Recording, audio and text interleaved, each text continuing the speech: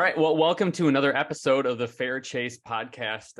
I have a special guest with me today, Julie McQueen. Thanks for joining us. Thank you for having me on. So, Julie, a lot of people know who you are. It seems like you're kind of everywhere when it comes to the outdoor industry, hunting, fishing, stuff like that. But you want to share who you are, what you do, where you're from, the basic stuff. Yeah, sure. Yeah, I think a lot of people in the outdoor space have either heard of me or they know me. I've been in this industry for going on probably 18, 20 years now. So in that amount of time, you make a lot of friends. And I'm the president of Carbon TV. Carbon TV is the largest OTT AVOD network for outdoor video distribution. We're actually almost 10 years old now. I haven't been here the whole 10 years, unfortunately, but I've been here about 4 or 5 years running the company and building a team that is just incredible. Prior to Carbon TV, most people know me from my days producing and hosting TV shows in the outdoor space. So I co-owned a very big production company for a lot of years, and we produced a lot of outdoor content. So I have a background in TV production, which, I do executive and line and field production. So that was kind of what led me into my role here at Carbon. No, that's great. Yeah, we've gotten to know you, Julie, because we've decided to kind of make the move to jump on the Carbon platform, which has been, like I said prior to the podcast here, it's been great.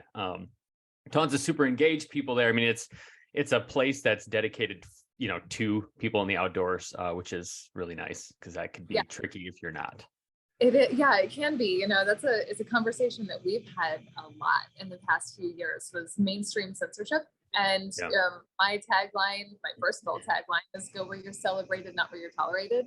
And in the outdoor space, a lot of times when you're talking about guns, shooting, hunting, even fishing, I mean, we've seen a lot of censorship in those roles as well. We say come to Carbon, we celebrate that type of content as long as it's legal and ethical. For guidelines. Yeah. That's a huge deal.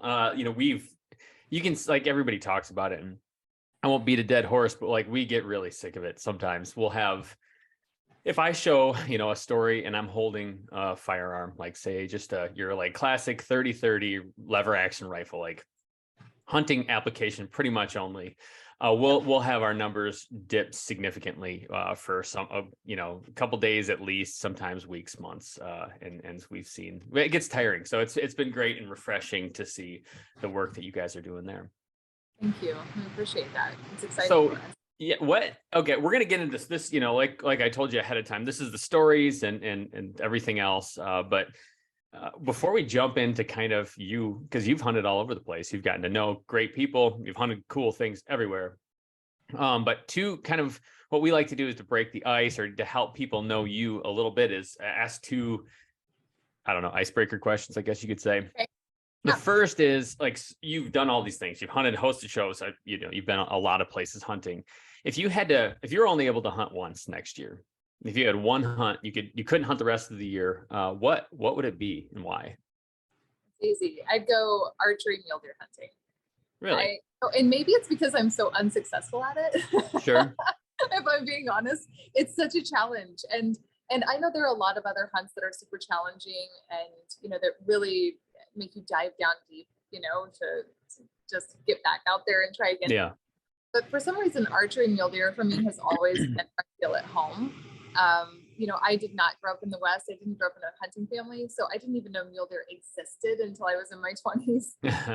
And now I'm kind of obsessed with them. A lot of the deer that I have hanging here in the Carbon headquarters, I've got one I got in Mexico a few years ago. I've got actually my first velvet buck muley is hanging here in the office. And something about them, something about their curiosity and just the way that you can stalk up on them. That would probably be the one that I would choose. What's up? We are going to thank a few of these sponsors that help make this beautiful show a reality for all of you. So Here we go. So a big reason, I would say, to why we're so successful and we have so many bucks on the wall is because we use HuntWise. HuntWise is a GPS mapping app that you can download on any phone, any platform. You can look up public land huntings, ORV trails. You can get the weather. They actually have a HuntCast 2.0 that they teamed up with Jeff Sturgis to make. It's awesome. You need to check this thing out. Go to HuntWise, download the app. I feel like if you go into the woods without optics, it's like going into the woods without pants on. Would you agree with that? To a point. To a point. We are huge fans of running binoculars, spotting scopes, and different things when we hunt, even whitetail. I bring binoculars out every time I go. We choose Vortex Optics because they make the best glass in the business. They have an amazing warranty, super clear glass, super helpful people that work there. Also, if you want to rep some sweet Vortex swag like this warm shirt on a nice fall day, head over to Vortex Wear. Thank you. And use the promo code TFC20 for 20% off your purchase. Saddle game, you need to be in it. If you haven't been in it yet, then you don't know what you're missing. Yeah. Trophy Line Tree Sales makes some of the best saddles in the industry. They have 3 different platforms that we use and that are awesome. I want to make a quick plug for the Wingman with a couple steps. You can take one less step, stick, and it's like a combination of a stick and a platform. I've been exclusively hunting out of it this year, and my mobile setup is so sweet. I'm very proud of it. Awesome. I highly recommend the Wingman system. If you're ready to pull the trigger on that and you want to get with James and do the Wingman, head over to the website and you can save yourself 10% on the purchase. TFC10 will get you that. I like to think I single-handedly got James to switch to compound again, but I'd probably be a liar and everyone would call me out on that. We shoot prime bows. We think they're awesome. Great accuracy, super shootable. Made here in Michigan. Made in Michigan, so we love that. It's hard to complain. That's where Jared was made. So surprisingly, we like that. Yeah. You're welcome. So go check out these prime bows. We are of a firm belief that the arrow is the lifeblood of the archery industry. We've said it 1,000 times. But in all seriousness, we are huge fans of arrows that are durable, that fly well, and that kind of make up for some of my inaccuracies in the way that I shoot. So we shoot Vector custom arrows. The hammer. The hammer. That's Thor. They are made in Wisconsin by our buddy Isaac. Great arrows. And if you want to go and get yourself some, have a little bit of a discount, use TFC10 for 10% off.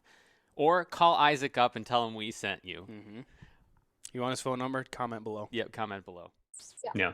Yeah, we've had people on that have kind of fueled the debate, because the debate has been like, mule deer, elk, or mule deer versus elk. And a lot of guys will be like, oh, everybody loves mule deer, but I don't see how you can beat, a bugling elk in the rut. What's your response to that? Like, how do you defend mule deer hunting?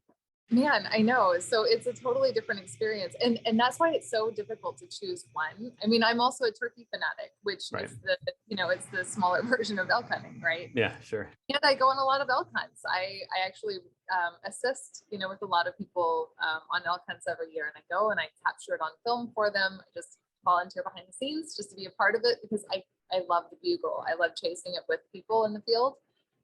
Not always about me pulling the trigger, it's just kind of having those experiences. And at this point in my life, being such a busy person, I'll take whatever I can get. I don't even have to have a tag. I will just tag along, be with the people I love in the field.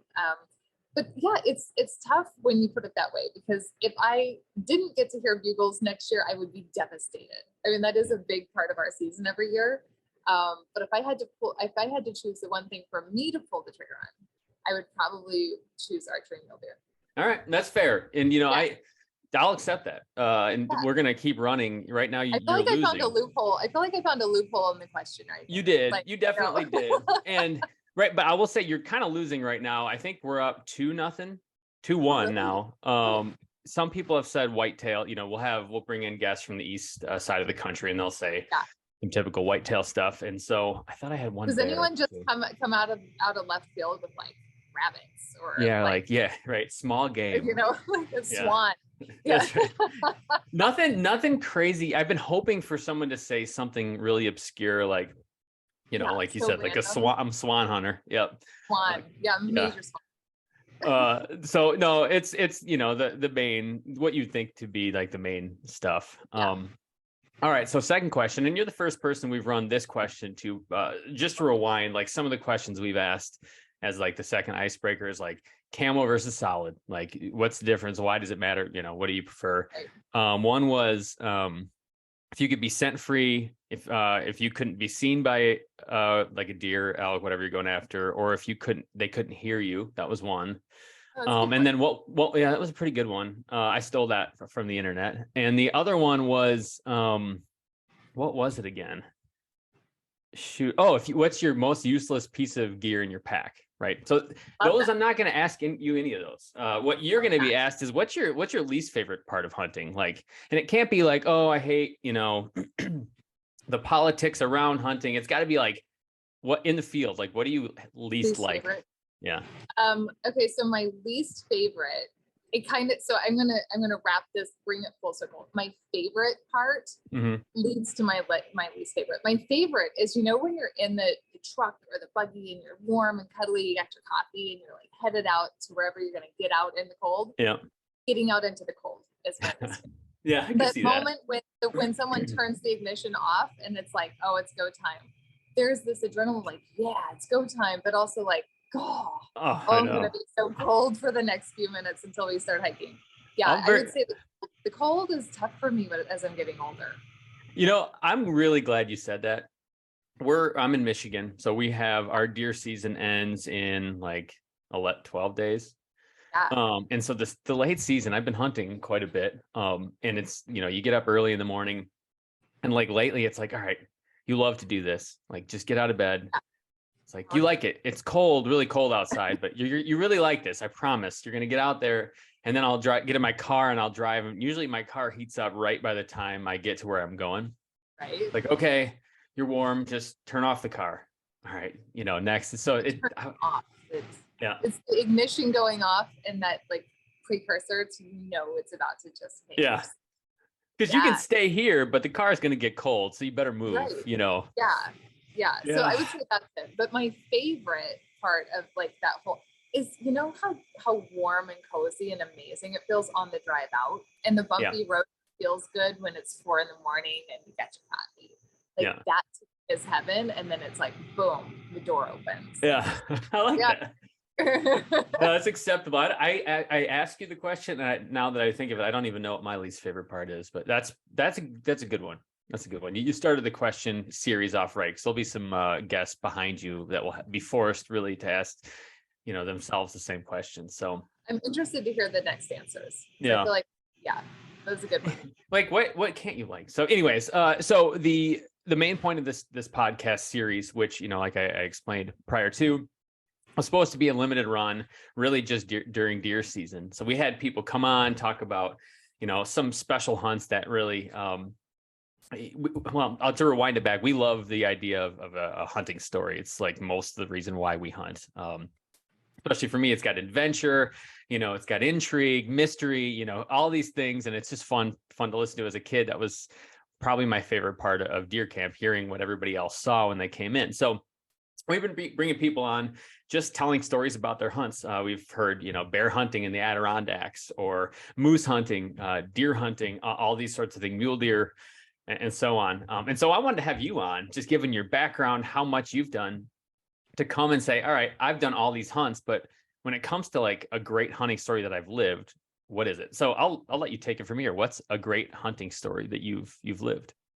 Oh my goodness, where do I even start? I've had such a blessed life. And it's been a lot of hard work. Don't get me wrong; it wasn't handed to me by any means. But I think back over the past 20 years, and I've really been able to do a lot of the things that I set out to do. I've been to Africa twice. I've hunted all over North America, and a lot of my most memorable hunts, and I'm not just saying this because it's going to sound very cliche, but one of the shows that I hosted, it was a network show back in the day. We would take people on their dream hunts. And it was my job as the producer of the show, not only co-hosting, but also producing it, to line people up with what I thought their dream hunt would be. And then you would have to guess it? I would, it was an application process, and we would get all these applications in, and I would go through each one and read their stories, and I would try to find someone really deserving, or who'd given back to their community, or went through a hard time, and just think, oh wow, this person, I want to go hunt with that guy. Yeah. And we would choose, we had a budget to work with, and we would take them on a guided hunt to, whatever their dream hunt was. And we would be able to document that. And I was behind the camera. So not pulling the trigger for season. No, I mean, that was me just behind the camera producing the show. And, I was able to travel a lot doing that and, documenting other people's hunts. And some of my best memories, and I still stay in touch with those guys years later. We've only seen each other one time in life, but man, it was memorable. But my own personal hunts, the ones that really stand out are the ones where, I had loved ones with me.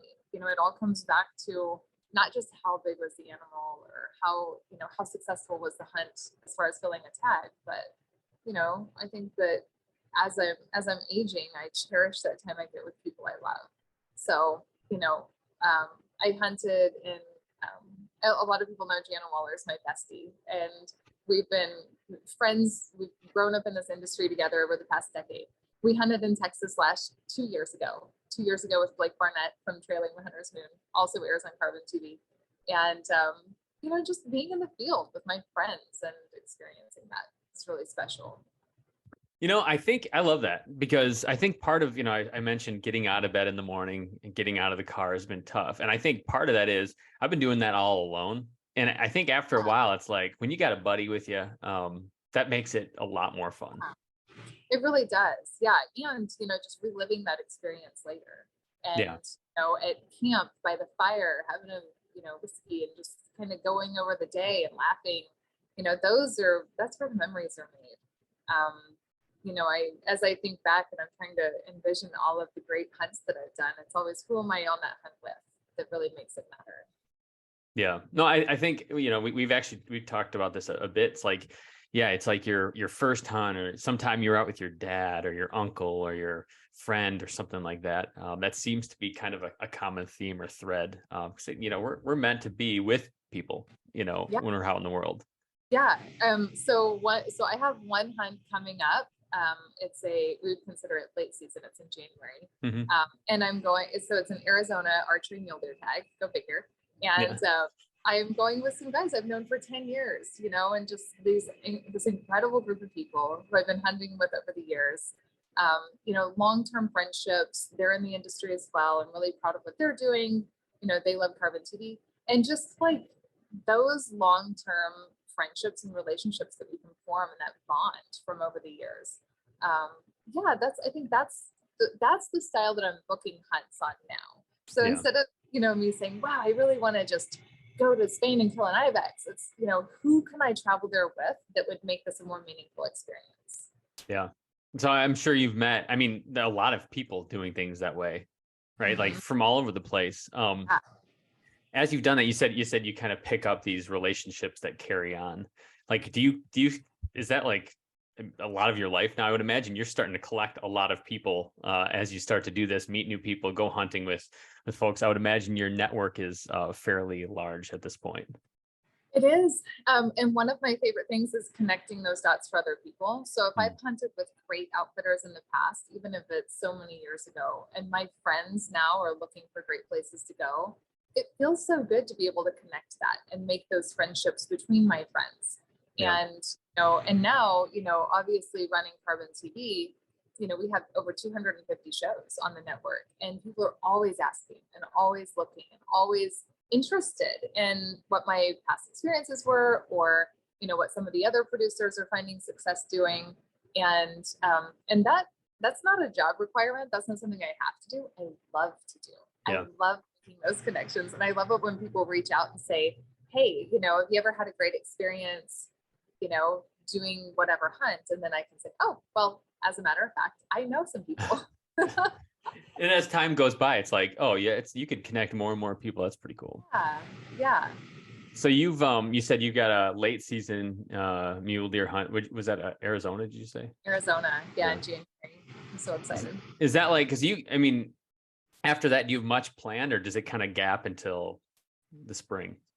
So trade show season happens in January, which means my whole world just goes up in the air. Yeah. A lot of meetings, a lot of travel. So Carbon TV is the official video streaming partner for SHOT Show and for Hunt Expo. And we've been doing that for quite a while. So I go to those shows. I usually set all my meetings within a couple couple days. You know, I just Yeah. stack them all in there as fast as I Get can. it done. Get it done. Yep. Yeah. And then I like to walk around and see all my old friends from over the past, 15, 20 years and catch up with people. So yeah, I'll do one hunt in January and then go on the trade show circuit, meet with a ton of people at that time. You have anything cool that you've never done before coming up this next year? Anything like new? There's one, I don't know if I can confirm it yet, but at the end of January, a good friend of mine, Brian Klinghold, who used to be at MDF, he's at DSC now, invited me on a crane hunt, a sandhill crane hunt. Oh, cool. I want to go so bad. And I don't know if the timing's going to work. I have to text him and like confirm those dates. But, there's something about sandhill cranes that just mesmerize me. They're just it's the coolest bird, right? Yes. It's the same in their size, and it's just the red meat. It's just incredible. Yeah, and they're so loud. Like they're so loud, like a dinosaur in modern day. It's a modern day dinosaur, in my opinion. Like a pterodactyl could be flying over, and I would feel the same way. Exactly, it's the same looking. So, is Texas? Texas, yep. Yeah. Okay. Because I want. I know. Yeah. I want to go. Don't know if I can yet, but that would be the one thing that I really tried to book for myself that I haven't ever done. Yeah. Interestingly enough, my girls, my wife and I have a 10-year-old. They've been pushing very hard for me to do a sandhill crane hunt because we're starting to see them a lot in Michigan. Like I know. You'd see them just like randomly, but for a while, you'd see them here and there. But the last probably 5 years, we see a lot of them. So every time we drive past, my daughter's like, "Hey, Dad, I want to. We need to eat one of those." I think I showed her. It had to be a meat eater show where he called him the ribeye of the sky, and she got like stuck in her craw, and so that's. So I'm in Michigan too, actually. So our carbon headquarters is in Michigan. So. Oh, really? Yep. Yeah. Which part? We're in Southfield, outside of Detroit. Yep. So I'm getting used to kind of hunting around Michigan a little bit too, and I've seen a lot of cranes here. And I think, can't you get depredation tags for them up north? I think so. Yeah. Yeah, which would be really fun. But yeah, Texas is a great place to go for a crane hunt, from what I hear. Hopefully, I get to go. It would be very, very cool, and I'm really dying to know what they taste like because everybody you hear that phrase "ribeye of the sky," which is super great branding for whoever's pushing crane hunting, because it is like it's like I could shoot a bird and it tastes like steak. I'm in, right? Who wouldn't want that? Yeah, exactly. Well, hey, we're coming up on time here, but Julie, where we've talked a lot about Carbon TV. Where can people check out Carbon, the things that you're doing, kind of follow along and maybe get involved? Yeah, so I highly recommend everyone go check out Carbon TV. For those who don't know, you can find everything on Carbon TV. I'm super proud of that. And it's not just hunting, fishing, but we do have more of that than anything. We're also here for people who like survival shows, aviation content, agriculture, farming, all of the different types of things that outdoor people like. It's on Carbon TV, including live cameras, which is really cool. So we have live cams. One is on Lee and Tiffany's place in Iowa, so you can see those bucks walking around. And Carbon's on all the endpoints. We're on Apple TV, Roku, Amazon Fire, Samsung TVs. I always free, iOS, Android. You never pay to watch Carbon TV, which is really cool. And it's pretty much, if you have a device, just search for Carbon TV. We're on there, and there's so much content. It's incredible. Yeah, it's really cool. It's on my TV right now. Not to brag, I have a smart TV. Anyways, well, thank you for coming on. And yeah, we'll stay in touch, and everybody go check it out and listen to the fair. This is actually a personal promotion now. Go listen to us there. That would be cool of you. Tell all your friends and have them tell 10 of their friends, and then their friends tell 10 more friends. You do that, it just takes a few people. So, well, thanks again for coming on. And Julie, have a wonderful day. We'll talk soon. Thank you. Thanks for having me on. Thanks.